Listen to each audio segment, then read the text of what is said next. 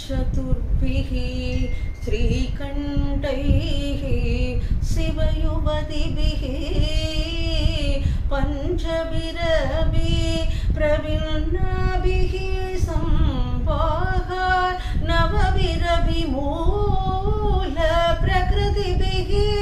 चतुस्सत्वारिंशत् वसुदलकलाश्र प्रवलय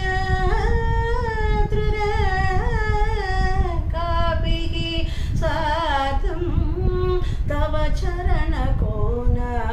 परिणताः त्वदीयं सौन्दर्यं तुहिनगिरिकन्ये तुलयितुं कवीन्द्राः कल्पन्त कथमपि विरुञ्चि प्रभृतयः यदा लोकोत्सुक्यात् अमरललनायान्ति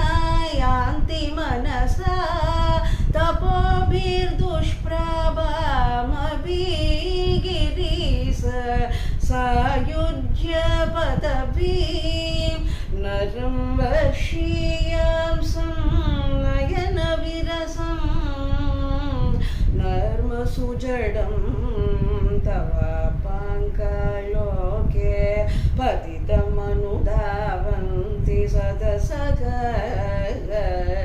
कलत्वे निबन्ध कुचकलसविस्रस्तसिचयागडादृट्यत्काञ्चो विगलितदुकूल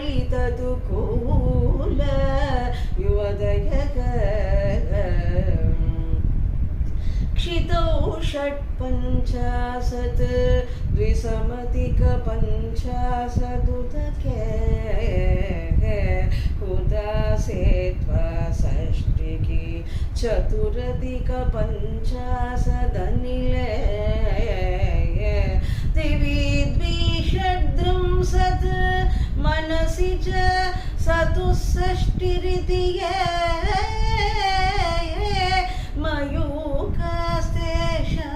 मयूखास्तेषामभ्युपरि तव पादाम्बुजयुगम्